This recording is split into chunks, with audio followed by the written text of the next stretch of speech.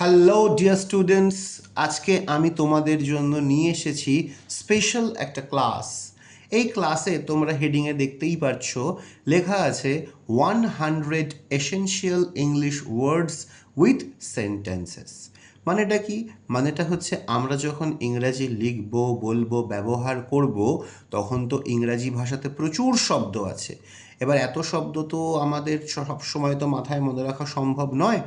তার জন্য আমি যেটা করেছি, আমি 100টা এমন শব্দ সিলেক্ট করেছি যেগুলো তোমাদের প্রতিনিয়ত পড়াশোনা করতে গিয়ে ও বিভিন্ন কাজে লাগবে। তা আমাদের কাজ কি? এই শব্দগুলোর মানে ভালো করে জানা, বোঝা। তোমরা স্ক্রিনে দেখতে পাচ্ছ আমি এগুলো দিয়ে একটি করে বাক্য রচনা করে রেখেছি। তোমাদের কাজ হচ্ছে এই বাক্য রচনাটা ছাড়াও আরও 2-3টে তোমাদের ক্যাপাবিলিটি অনুযায়ী বাক্য রচনা তৈরি করা। তাহলে চলো আমরা আজকে ডেইলি অ্যাকশনসে প্রত্যেক দিনের ভার্ব হিসেবে কোন কোন শব্দগুলি সব থেকে বেশি ব্যবহার করি আমরা সেটাকে একটুখানি দেখে নেওয়া যাক। প্রথমেই আসছে go. I go to school every day.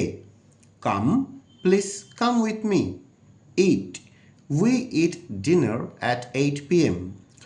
Drink, she drinks water after running. Sleep, babies sleep for many hours. Read, I read books at night. Write, he writes neatly in class. Neatly মানে পরিষ্কার পরিচ্ছন্ন করে, সুন্দর করে লেখা। Speak, can you speak slowly? যখন আমরা প্রশ্নবোধক কোনো বাক্য ব্যবহার করব, লিখব, তখন সব সময় আমাদের শেষে কোয়েশ্চেন মার্কস দিতে হবে। দেখো এখানে কোয়েশ্চেন মার্ক দেওয়া আছে। তারপরেরটা হচ্ছে লিসেন, মানে শোনা। Students listen to the teacher carefully. Walk, they walk in the park every morning. তাহলে দেখো আমরা ডেলি অ্যাকশনসে 10টা ওয়ার্ড শিখলাম। এবার তোমাদের কাজ হচ্ছে, যেটা আমি বলেছি, স্ক্রিনে যেগুলো দেখা যাচ্ছে এইগুলো বাদ দিয়েও তোমরা নিজেরা সেন্টেন্স তৈরি করবে। এবার দেখে নিই আমরা পরের 10টা ওয়ার্ড। এবারে আসছে people and family. Mother, my mother cooks delicious food. Delicious শব্দটা কিন্তু আমরা উইংসে, বাটারফ্লাইতে একাধিকবার পেয়েছি।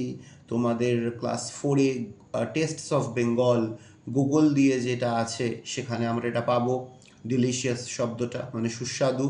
Father, his father works in a bank. তোমার বাবা যদি বিজনেসম্যান হয় তাহলে তুমি লিখতে পারো my father works in a business. Businessman দিয়ে করলে my father is a businessman. ঠিক আছে। Brother, my brother plays football.